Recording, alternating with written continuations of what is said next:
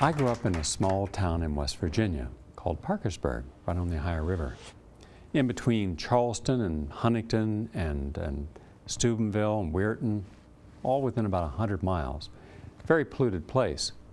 But for a young kid, it was idyllic. You could go anywhere. We didn't have computers or iPods or laptops and cell phones, and most of the time we were outside playing. And we were very energetic. And when we came home, we ate together as a family. And I remember my mother was very conscientious, tried to feed us right. We didn't live off junk foods. We didn't have the fast food franchises all over the place. Then when I became a teenager, I noticed how many of the people were, well, they were sick. My aunts and uncles, and they all had diabetes and hypertension and cancer. And by the time they were 60, it was just expected that they just wouldn't have the memory they had. And when I asked my mom and dad, they said, well, it's just normal aging. So if you live to be 65 or 70, it was thought you had a good life. I'm Gary Null. It's not a good life. They should have doubled that.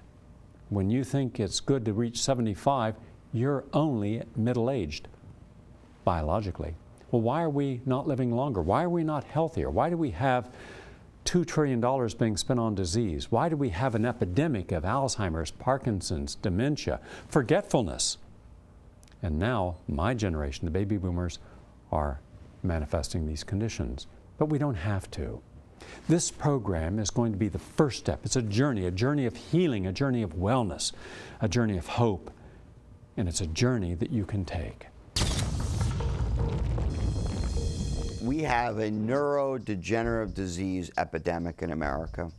Our children are born with more attention deficits, and the catastrophe is they're all being treated with amphetamines. Our teenagers with their mood disturbances and their damaged brains are choosing ecstasy and things that will damage their brain, like marijuana, and lower their memory and IQ. Our middle-aged Americans are desperately depressed because of brain injuries and damages. And 30-year-olds and 40-year-olds begin the processes of dementia. And 50% of our older Americans are demented by 80 and are dementing from 50 on. In this program, I'm going to show you how easy it is, to reverse disease. If you believe that it's possible to improve on heart disease, cholesterol, without the statin drugs, depression without the tranquilizers, to get rid of weight without dieting, you're right. But we're focusing specifically upon the brain. That's right, the brain aging. But here's the nice thing. Whatever causes the brain to age causes every cell in the body to age. Whatever will help the brain is going to help the rest of the body. This protocol is not only going to help you get your thought power back, cognition back, memory back, but prevent that from declining and deteriorating, as you've seen so many of our senior citizens have. Between the senior citizens and the baby boomers and our children, we're talking about over 250 million Americans could be affected. You burn out from lack of antioxidants. You dry up from your membranes of your brain not being protected, so you lose the water. So the brain goes from being a grape to a raisin. You inflame, meaning you catch fire, you can't control the fire in your head. You calcify, and then you rust as you accumulate heavy metals, lead, cadmium, soot. And you get choked to death because your blood vessels can't send up food, blood supply to your head. And then you're called old, and you've lost your memory. First and foremost, we can't help someone if we don't stop what's causing the problem. And the problem is it's cumulative. So here are the things that are causing your brain and your body to age prematurely. So eliminate these causes, and immediately you're going to see a difference. Even before we cleanse, detoxify, and rejuvenate. Here are the primary causes of brain and body aging. One, right at the top, oxidative stress. Now what does that mean? It means when I exercise, that's good. It's good for my hormones, it's good for my muscle tension, it's good for cleansing, and it's also good for my heartbeat, my pulse. Got to get it down. but it also has a byproduct. The byproduct of exercise is oxidative stress, meaning a lot of free radicals. And when those free radicals hit your cell, well, just imagine you got 65 trillion to 100 trillion cells. Free radicals hit the cell. How many times? 10,000 gene alterations per cell per day. And all it takes is a cell to get hit and damaged and not have enough reparative or restorative enzymes and to go in there and repair the damage, and you've prematurely aged that cell. If you have inflammatory chemistry going on and you're releasing these chemicals called cytokines, you're reducing the amount of oxygenation that can get to your cells, and you're damaging the cell membranes that are responsible for carrying information and nutrients into and out of your cells. The brain is particularly susceptible to antioxidant damage, and as we get oxidative stress and we don't have enough antioxidants, we accelerate the aging process with these cells. When you smoke, oxidative stress from the smoking. Drink, oxidative from the alcohol. When you're working in a polluted environment, you breathe in that. It creates premature aging of the cell. Even sleeping good at night by taking melatonin, 3 milligrams before you go to bed, 1 to 3 milligrams, helps protect your brain from oxidative stress and free radicals. People are not sleeping right. Why? They're eating before they go to bed and raise their blood sugar. That's bad. They're leaving lights on in the room. That's bad. They're having noise in the room. That's bad. Electromagnetic pulses from electrical and digital equipment around them. That's bad. All of which adversely stimulates the brain so you stay awake instead of getting that deep, good night's sleep. Next, chronic inflammation. Now, what's chronic inflammation? Arthritis is a symptom, fibromyalgia is a symptom, cancer, heart disease, atherosclerosis, arterial sclerosis, dementia, Parkinson's, Alzheimer's. These are all inflammatory diseases. That's right. What causes the inflammation? Well, it goes from here. The hot dog, the hamburger, the French fries, the cheeseburger, the pizza, the cola, the sugar, the artificial sweetener, the MSG, all of these, how they're processed, the cooking creates heterocyclic amines in the meat. The bun, the roll, the toast, that creates acrylamides. You put them together, you've got 2 known highly inflammatory causing agents, acrylamides and heterocyclic amines. I'm not even accounting the arachidonic acid from the meat. I'm not even counting the saturated fat, which is highly inflammatory. I'm not even including the hormones that are in that beef. I'm not including the pesticides in there, which also are inflammatory. So that is inflammation. Chronic inflammation is something that can be triggered once again by stress, by environmental load, dietary deficiencies. Any of these areas can contribute to the chronic inflammatory pathway that can lead to diseases such as Alzheimer's, dementia, heart disease, diabetes. And I think what we'll find as we continue to look at individuals is this inflammation process is going on and creating several sets of symptoms and diseases simultaneously in the individual. Everywhere we look, we're taking in inflammatory agents, highly processed foods, inflammatory. Now, this goes in the system and starts to digest. Then the body says, uh-oh, inflammatory agents, and starts secreting cytokines and tumor necrosis factor alpha and interleukin-6. And then those create free radicals.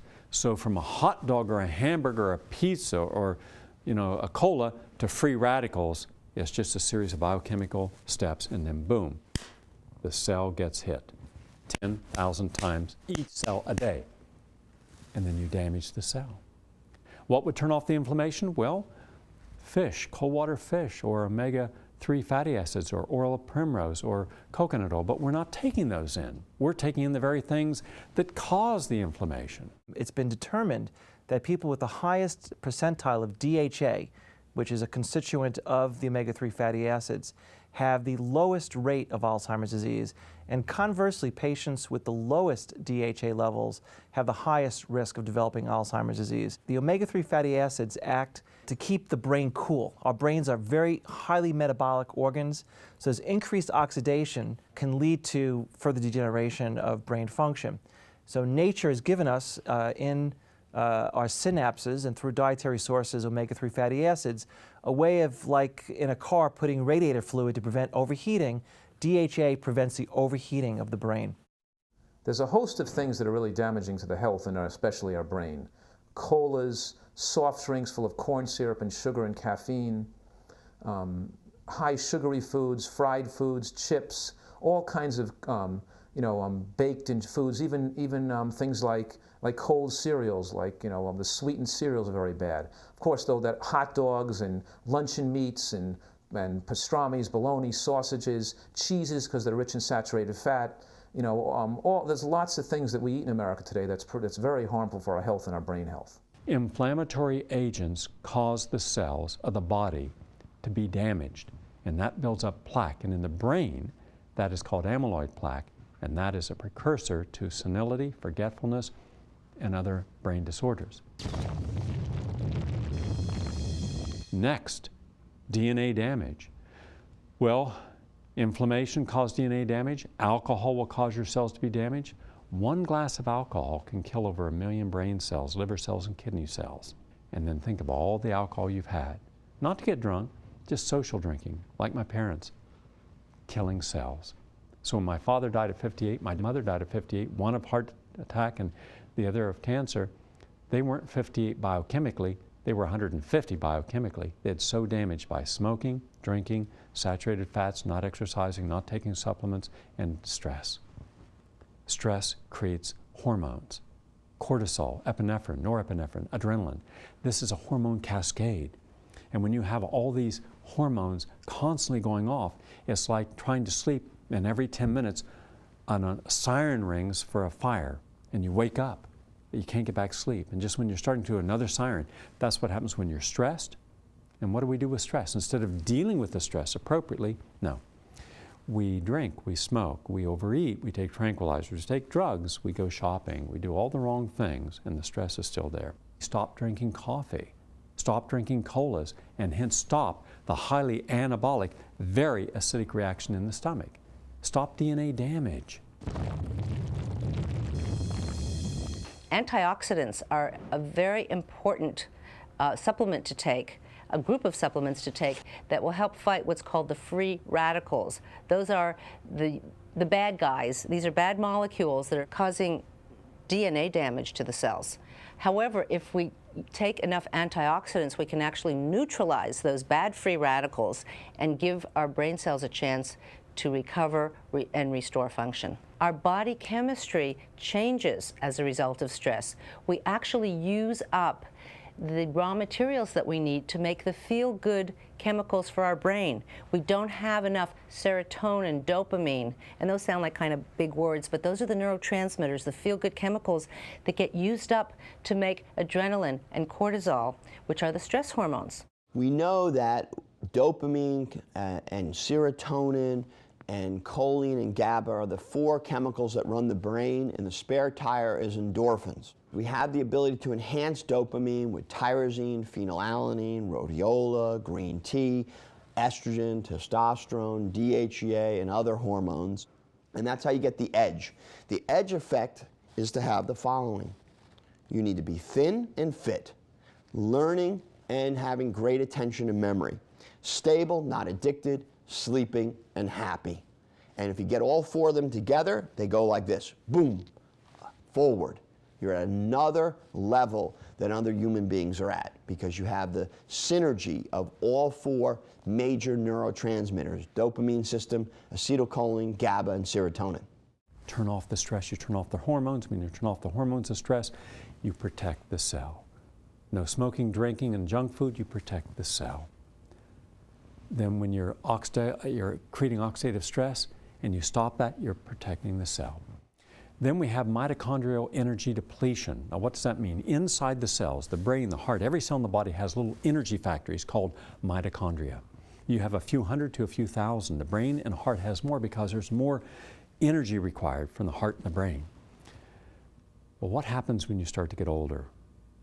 Forgetful, brain fog, can't remember. That's lack of energy in the mitochondria. We have fatty acid imbalance. When you have the right balance of fatty acids, the brain is protected and it is functioning better, as are your joints. If you got rid of the arachidonic acid from meat and dairy, and you started putting in coconut oil and walnut oil and flaxseed oil and eating primrose oil, watch your joints better lubricate. Just 2 ounces of emulsified cod liver oil on an empty stomach in the morning, and watch how your arthritis pain diminish. But we're not doing that. We're putting in the wrong fats, the saturated fats. So fatty acid imbalance is a cause of aging. Excitotoxins damage the brain. Artificial sweeteners, MSG, preservatives can cause such excitement within the brain that it agitates the brain, can actually cause brain cells to die. In children, it causes them not to be able to sit still. They're bouncing off the wall. It's been on headlines in, I think it was Newsweek or Time magazine, a whole big thing about the brain on fire, inflammation. Inflammation is a major cause of various chronic degenerative diseases. And inflammation is brought about by a variety of processes, but one of the most important is glucose dysregulation, which can then contribute also to the development of the so-called metabolic syndrome and diabetes, related to people having high sugar content in their diet and insufficient nutrients from fruits and vegetables and high-quality foods. And then finally, we have circulatory defects. We have a deficit of blood and nutrients going to the brain. Why? Because, well, our arteries are clogged or occluded, because we're eating foods that don't promote proper circulation. We're not taking cayenne and hawthorn and coenzyme Q10 and vitamin C, all of which stimulate proper circulation. We're not exercising our whole body, which promotes proper circulation. When you restrict blood flow, you restrict oxygen delivery to a very vital area in the brain. The brain is being fed by the carotid arteries, the transcranial arteries or middle cerebral arteries, but a group of arteries and even small vessels.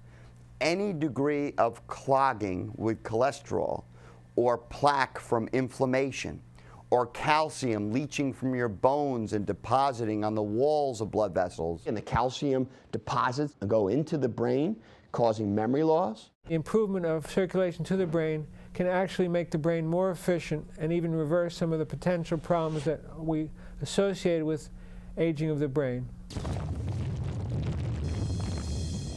These are the primary causes of why we prematurely age the body and the brain. Stop those, and you've made a major step in reversing the aging process. Many people, many scientists, in fact, who have trained, they are very great in their craft, but they're very narrow. And yet what we presently know, which is quite wonderful, is trivial compared to what is unknown in the universe. And it is in this unknown part, by reaching the second branch of consciousness and surrendering or realigning our consciousness to the larger self and the service of the larger self.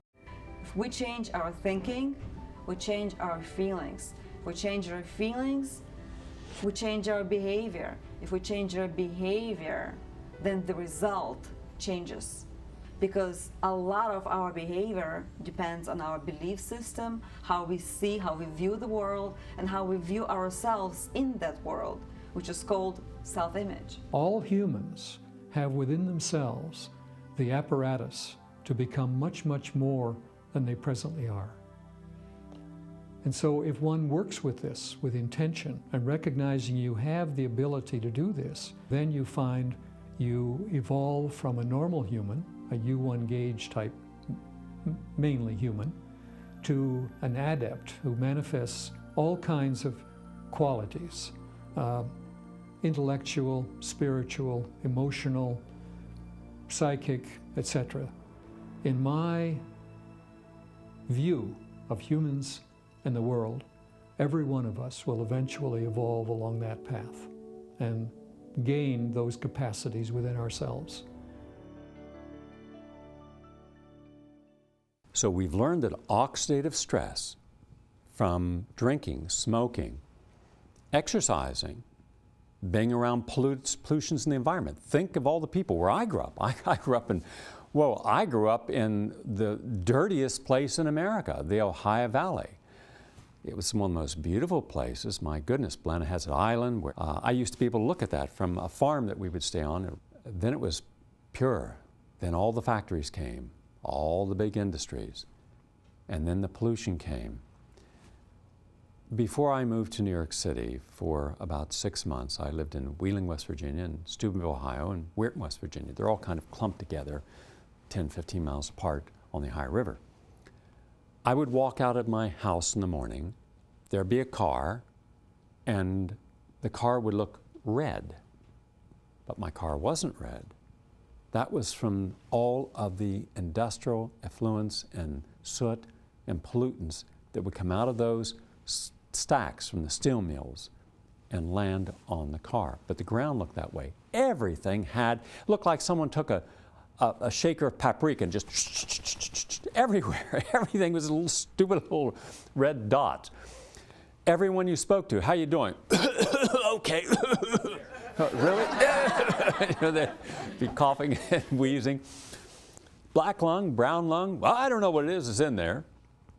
Going to see a doctor? No, I can handle it. Where I came from, they can handle it. What happened to Joe? He's dead. Well, he didn't handle that very well, God. But that's where I grew up. No environmental protection. No one ever getting exams. You know, you're just working, then you're sick, and then you're dead. You know, and that's the way it was. Massive pollution in the Kanawha Valley for about 100 miles down that Ohio River. One steel mill or chemical mill, and you could smell every kind of odor. Well, I'll tell you, if you're smelling something, you're breathing it. You breathe it in, it goes to every cell in the body, including passing the blood-brain barrier that it normally would trap certain pollutants. Toxic substances can, over time, result in the negative effects on the brain, and some things that you wouldn't think about as causing problems, such as, in my opinion, chlorine in the water, fluoride in the water. Both of those are very toxic to the brain, even in low concentrations, and can contribute to doing damage to tissues in the body, including the brain. One could look at the epidemic of brain disorders in our society from both microscopic and macroscopic scales. That is, that there appears to be key molecular factors that are implicated in this epidemic of brain disorders, and also macroscopic or global factors. Global factors being pollutants, lack of interactions between humans that's meaningful, the effects that positive relationships have on brain function. There are significant adverse side effects from being engulfed in an environment of electrofrequency or radio frequency pollution. Swiss researchers collected data on electrical towers and Alzheimer's risk. The team found that people who lived within 150 feet of the towers were 24% more likely to die of Alzheimer's than those who lived more than 2,000 feet away. The risk for Alzheimer's disease also increased with the length of time that people spent near electrical towers. This radio frequency pollution can have adverse side effects on your sleep cycles, on the release of melatonin, a natural hormone necessary for restorative sleep, for repair of DNA. So avoid electrical frequency pollution if at all possible, for if no other reason than to protect your own cognitive function. So we have to say, all right, well, what are we as a culture and a society doing to poison our people, because the levels of environmental toxins are more than they've ever been and are found in tissue of polar bears, for example, PCBs in polar bears. And what that means is there is no escaping the toxicity of our environment. We have lived for decades really not appreciating how important the health of the environment is to our health. When you're in a polluted place, and guess what the most polluted place you'll ever be in is? Your home. That's right, if you went through your home and you looked at the paint thinners, and you looked at all the chemical and cleaning solvents, and you looked at the bleach that you're down there, well, I'm going to clean this floor, I want a clean floor, I'm using bleach. You're breathing that bleach is causing massive damage to your brain, massive damage to your lungs. Oh, well, I get over it, I get used to it. Yeah, you can, and if you drink whiskey, you get used to it. You know, whiskey doesn't taste good, does it? No, but you get used to it.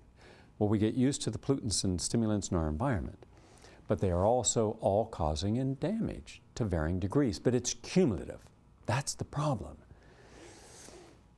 If you smoked one cigarette and got lung cancer, people wouldn't smoke. If you ate one hamburger and you got gastrointestinal cancer, you wouldn't eat hamburgers. But you're not going to get cancer from a hamburger or a hot dog. You're not going to get cirrhosis of the liver from alcohol 1 glass. It's cumulative. I believe that the worst food a person could take for their brain is the same food that's probably the worst food a person could take for their overall health. Because it's hard to separate brain health from the rest of the body, and we're learning that the same thing that damages the heart has an effect to damage the brain. At a certain point, the body cannot rush in there and repair the damage as fast as you're creating the damage. So if you drank, that's oxidative stress. Drank and smoke, that's really a lot of oxidative stress. Smoke, drink, and then have a bad diet, a lot of fatty food, that's oxidative stress. Work in a polluted environment, that's oxidative stress. Live under stress, that's oxidative stress. Well, just keep laying it on the scale, and then one day, boom, the system breaks, and the cell can no longer repair itself, and you've prematurely aged it.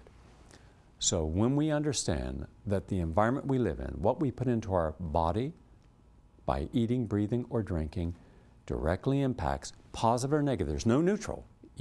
There's only 1 or 2 switches in life. You switch on and it's growth and expansion, or you switch off and it's defense and it's toxic.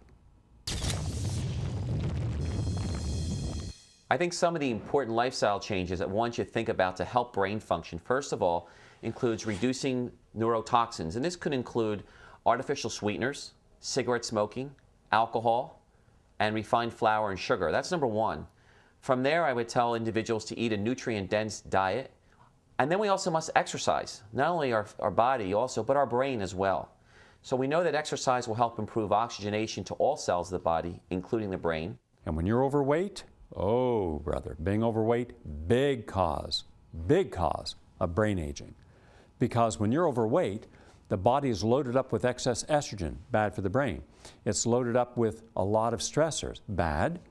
It's a lot of free radicals, really bad.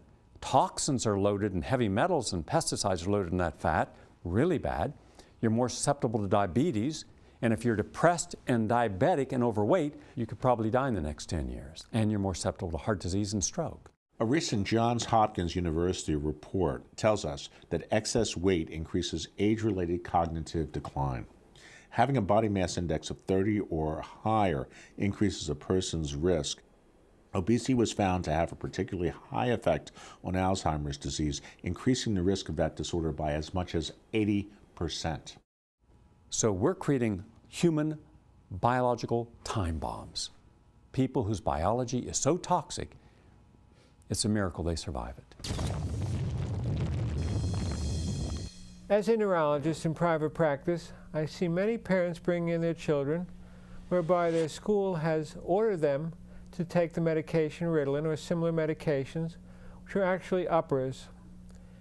And it is true, they do control some of the behavioral aspects of what the ADD and ADHD have wrought. However, this is a fundamentally flawed approach to the problem. What we need is better diagnosis of why the ADHD problems that the child may have occurred. These kids are being given drugs with severe side effects, including the precipitation of psychosis, mania, depression. Most importantly, you're affecting a growing brain. Nobody knows what the long-term effects of psychostimulants. These are drugs which drug addicts use on the street. A certain percentage of these children will break down in a psychosis or a depression, and then we'll give them more potent drugs like antidepressants, SSRIs, or the antipsychotic drugs, which we have no idea of how these drugs will affect children long term. They were never approved for children.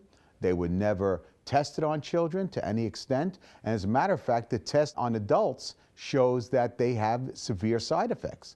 Imagine a child going to school in the morning who's just had a cola and some sugary snack. The caffeine from the cola, the sugar, is going to cause an excited reaction in the brain. Now the kid can't sit there and pay attention because the brain is hyper agitated, so they're turning and distracted, and they just don't feel good. They almost feel like they have ants in their pants. The teacher, wanting some order in the class, then thinks that the child may have ADD or ADHD, then gets them on Ritalin.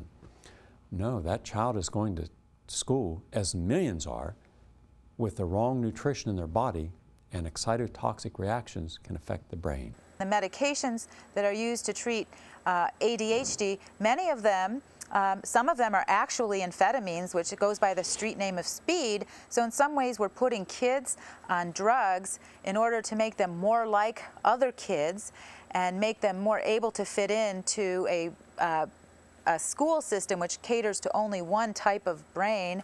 And then also is these drugs leave open a potential for addiction in later life. And so we're setting up a cascade of problems in addition to all of the effects of telling a suggestible young child that they have something fundamentally wrong with them. There has been established scientifically absolutely no correlation between any mental symptom and any brain chemical.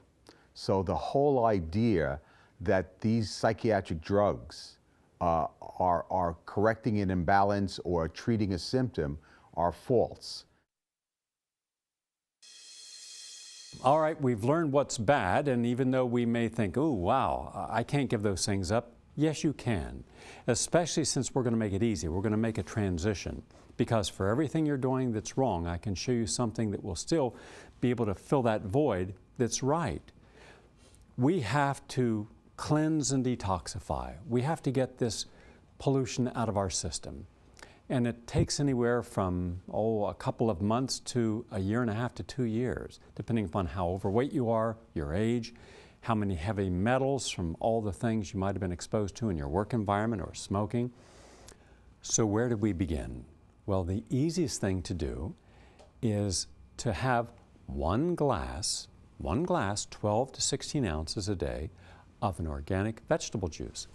Now you can select the vegetables that you have the best affinity for, but the one that's going to help you if you're overweight, and it really releases all that extra built-up fluid, that edema, is celery and cucumber. Celery and cucumber, equal amounts. Aloe vera, which is enormously powerful healing. There are over 200 different phytonutrients. Phyto are the healing nutrients in plants. And by the way, those phytonutrients also help repair your damaged DNA.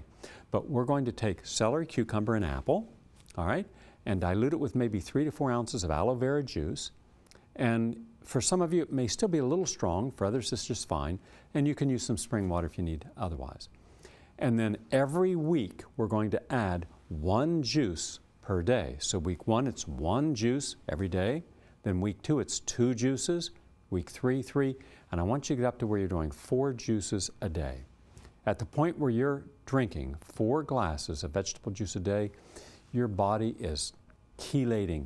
Chelate comes from the Greek meaning chele. Here's lead, cadmium, mercury. Chelation, it grabs it, takes it out of the body. The biggest enemy of the brain is clearly heavy metals. Research going back at least 30 years has linked heavy metals with Parkinson's, ALS, MS, lupus, Alzheimer's, autoimmune disease. It runs the gamut. Aluminum, arsenic, mercury, cadmium, copper, lead, manganese are heavy metals that damage electrical function in the brain. And as we pull metals out of the body with appropriate chelation therapy, and we get vitamins, minerals, glutathione back into the body, you start to see significant improvement in these areas. Optimization of brain function involves intelligent juicing, whereby vegetables and fruits should be juiced to obtain the phytochemicals. Phytochemicals in plants can be very effective for whole body function, whereby it optimizes the biochemistry of the entire body, detoxifies the body, and thus indirectly detoxifies the brain. It helps your liver, your kidneys, helps relieve all that constipation. So that's the very first thing we do in cleansing. We also want to add fiber, soluble fibers, insoluble fibers.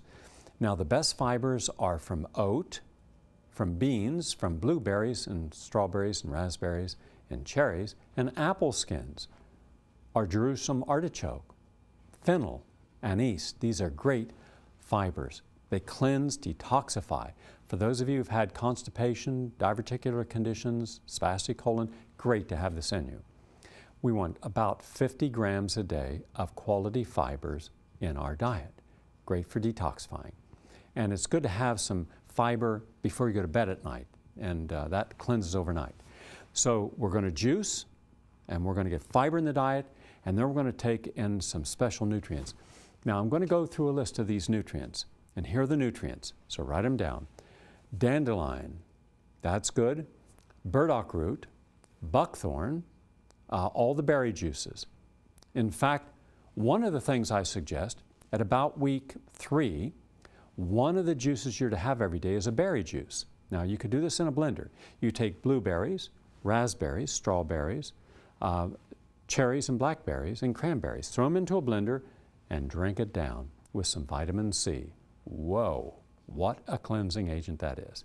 It is so good for you, and it's low in calories. Now why? Because berries have antioxidants, that's good, but berries also have phytonutrients, that's better. And your red fruit, watermelon, blood oranges, pink grapefruit, papaya, mango, and then all the berries, and even pomegranate. Think of the watermelon, one of the best sources of all, and tomatoes. Tomatoes are a fruit, not a vegetable. The phytonutrients in these have a way to repair our damaged DNA. So the more of that you take in, the more damage you repair, the younger you get. So we have ways of enhancing the brain. We have nutrient and dietary techniques. We have to use a rainbow of natural dietary antioxidants. That means red stuff, yellow stuff, orange stuff, green stuff, indigo stuff, blue stuff. In a given week, everyone has to eat the rainbow of vegetables and the rainbow of fruits. Now the diet. The diet it's a wonderful diet. It's enormously varied, so much variety.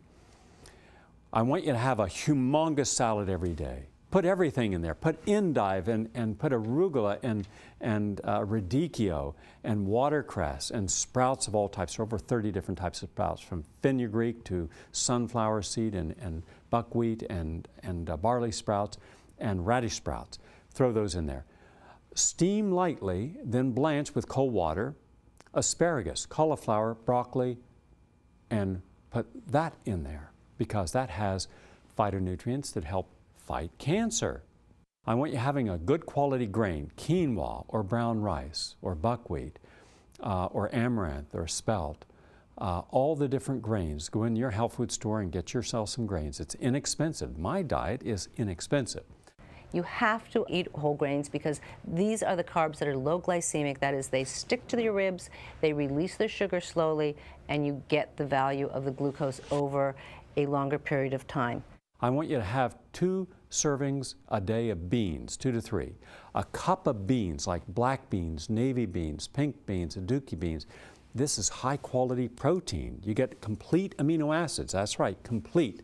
I was the one who did the research at the Institute of Applied Biology that showed that all the grains and legumes, the beans, have complete protein, just like animal protein, but you don't have to go to all that expense, and they're not toxic. They're helpful because they got B complex and fiber and good oils, which are good for your system. Then we want starchy vegetables. That's right, the good carbohydrates. We want rutabaga and parsnips. We want baked potatoes. They're great for you. But a French fry is not good. Baked potatoes have alpha lipoic acid, one of the best antioxidant nutrients in the world for you. And I also want you having walnuts, almonds, pine nuts, raw pistachios. I want you having these good quality nuts because the oils in these nuts protect your heart. Nuts and seeds are foods that contain beneficial fatty acids, lignins, and antioxidants. They're rich in minerals. They're very excellent for brain function.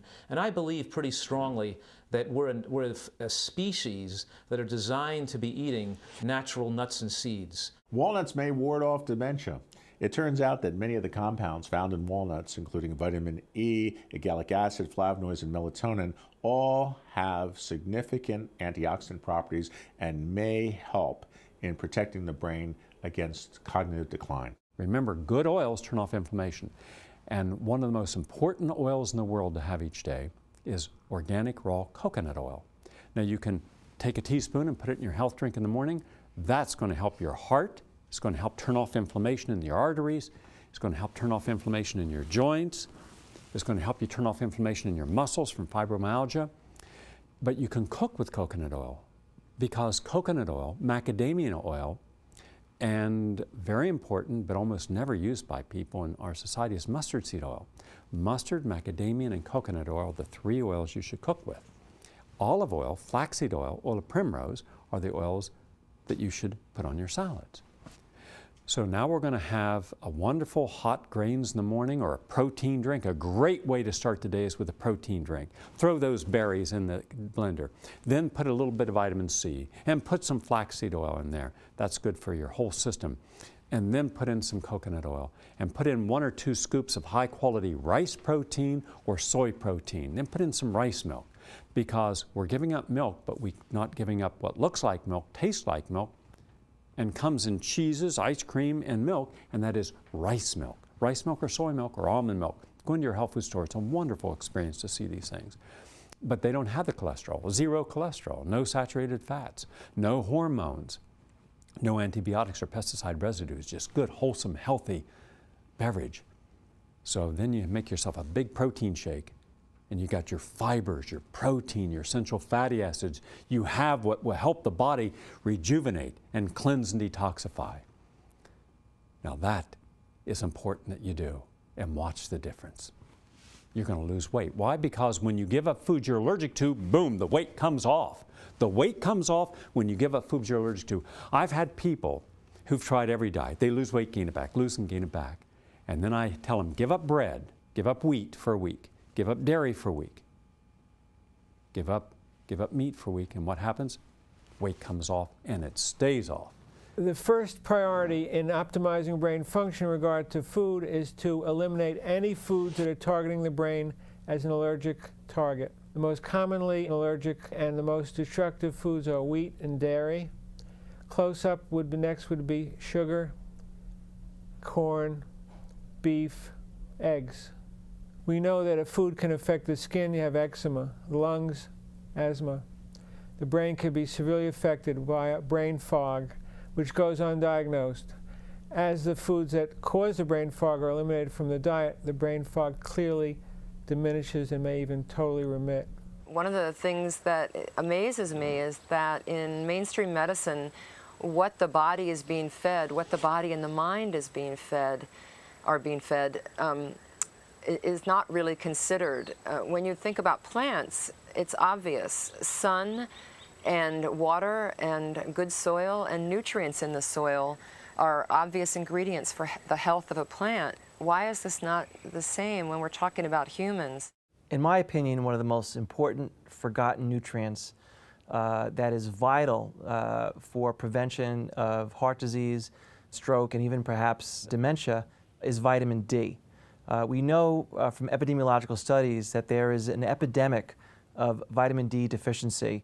Most Americans are deficient in vitamin D. They don't have enough of it in their body, and as a result, we're having them succumb to heart disease, cancer, stroke at outlandishly high levels when they don't have to. We asked the president to go on national TV and declare an emergency and ask the public to take at least 1,000 IUs every day of vitamin D. It's something that everyone can afford. We even offered to donate 50,000 bottles to the federal government to give away to people. 50,000 one-year supply bottles, by the way. Just give it away to poor people so you could reduce the cost to Medicaid and Medicare of the medical expenses that are incurred because so many people are vitamin D deficient.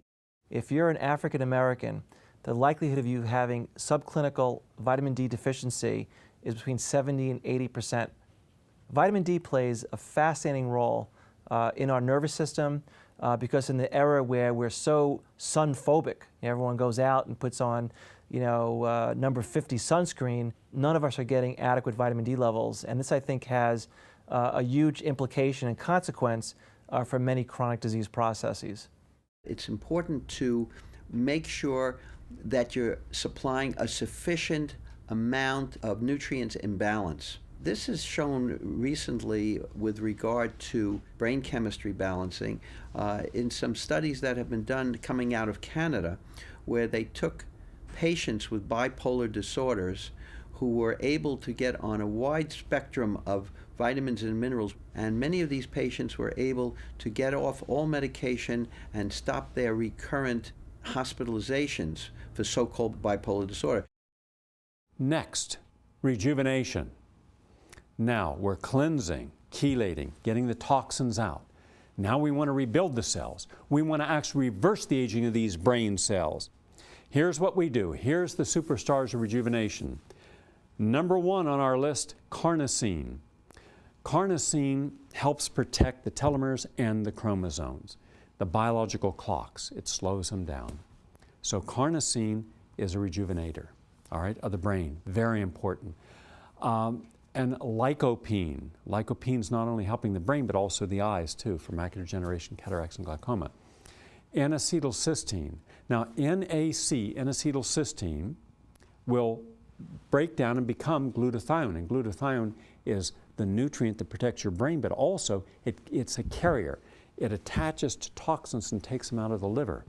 So for those of you who've had any kind of liver problem, it's a great detoxifier, glutathione. And NAC, when you take it at 500 to 2,000 milligrams, it really detoxifies, but it also is one of our rejuvenators. Milk thistle, rejuvenation of the liver. Bromelain, helping us. Digestive enzymes. These start to reconnect, literally reconnect, rejuvenate your brain cell. That's what's possible. And when you take good digestive enzymes with a meal and you eat less food, and when you rest and you deal with stress appropriately, drinking, smoking, tranquilizers, drugs, gambling, shopping, this is no good way to deal with stress. Focus upon how you can deal with stress in a calm, non-destructive way. When you deal with stress, you bring down cortisol. And one of the worst things you can do for your brain is cortisol. Cortisol is a stress hormone. And the higher the cortisol level, the worse it is for your brain. So we don't want this killer hormone escalated all the time. Modern living is tremendously stressful. So what are we doing to counteract the effects of that stress on our brains and on our bodies? An example of using your control to moderate the level of stress would be a simple example of a person who was in a relationship that was very important, and they had expectations that that relationship would be for the rest of their life. And if that relationship ended, a person could be profoundly stressed. They might become depressed. It's going to affect the very transmitters that have a profound impact on our mental health, our sense of well-being, our immunity, and of course directly our health. That we have increases in serotonin in any sort of attachment, whether it be a mother-child or close connections, we have a boost of serotonin. And as you can imagine, it's a strong impetus, or actually also in endorphins. That's an impetus for us to connect with other people because it makes us feel good. In terms of lifestyle, it's very clear that stress level can produce all kinds of conditions. So the individual cannot reduce the complete stress of modern living, but whatever the individual can do to cut down the stress in that individual's life is important in terms of alleviating the weight on the brain. Otherwise, it's like every 5 minutes, a 5-alarm fire alarm goes off in your brain. That's what it is to always be stressed or anxious or fearful. So turn off the stress. Select something healthy and positive to de-stress. Turn off the stress hormones.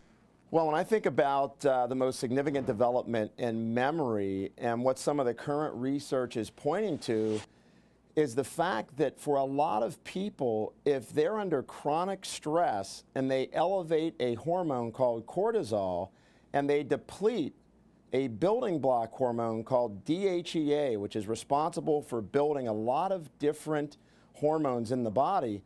The more cortisol and the less DHEA you have, the more prone you are for loss of cognitive function and memory. It's interesting, as the baby boomer generation starts to get older and more of us are getting into that population, that we're also beginning to find that in this time of life we feel that our neurological systems, our brains aren't working up to the fullest capacity, that we feel that our memories are sometimes not working as well, and that our lives are just not working in the fullest capacity.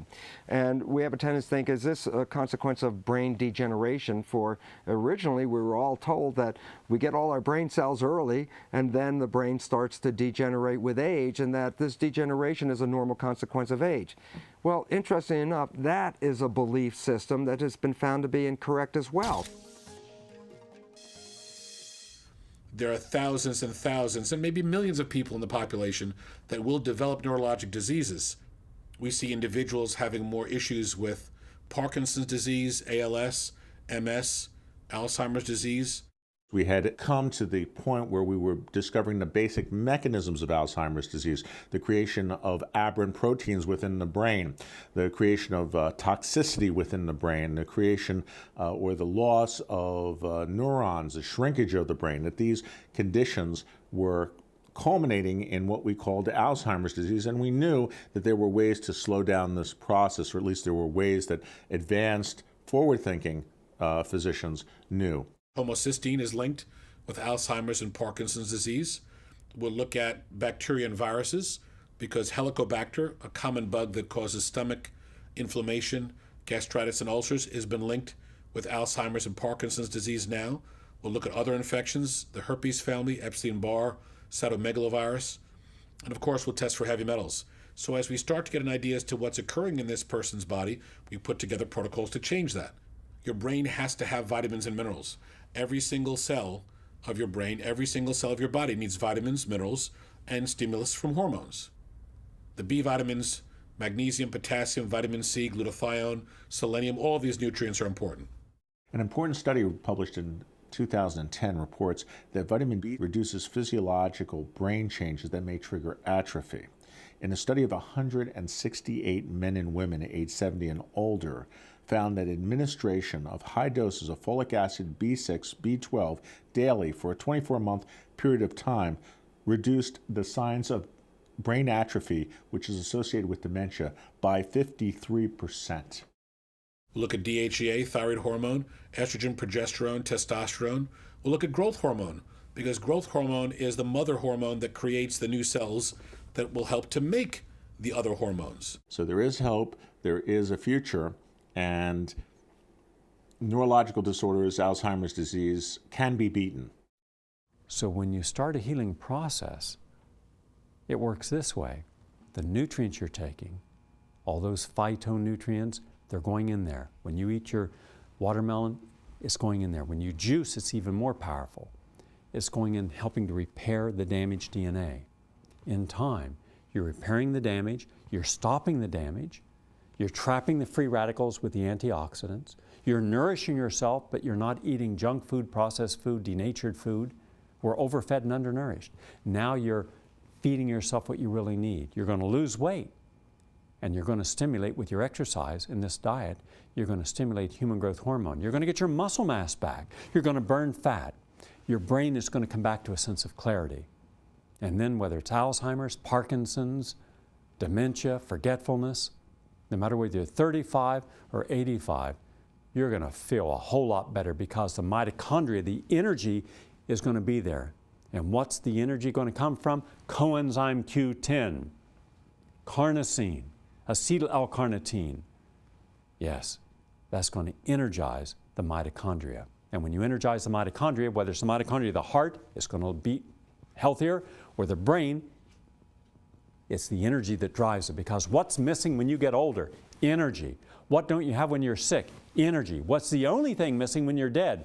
Energy. So we're bringing energy back into our system by what we eat and what we don't eat, what we drink and don't drink. Stop the coffee, stop the soft drinks, stop the tap water. Start being aware that everything that you do is cause and effect. Everything. What you think, you become. Think positive thoughts. Believe in yourself. Believe that you can reverse disease, and you will. Believe that you can take degenerative conditions and improve them, and you will. And eventually, people will start to live not just to 80, but 100 and 120 and look like they did at 50 and 60. So we basically stall the whole aging process of the brain and body. You got to take great care of your body now while you have your good health. So do all the right things you can. You'll be really happy you did as you get older. I can't show you everything that's needed in the limits of this program, but I hope that you've seen some of the causes and the steps to be taken. Every day I do a radio show at noon. You can listen to it live or you can listen over the internet. And it's been going on for a long time, for over 28 years, 27 years on non-commercial radio, helping people with free information. Go to GaryNull.com and then you'll see where you can listen to me. But you can also leave messages, and I'd like for you to leave a message whenever you can about how you're doing in your journey. And I'm going to continue to give information that will help you at different stages of that journey. This is just the beginning, not the end. It's the end of this program, but it's the beginning of the most healthy part of your life.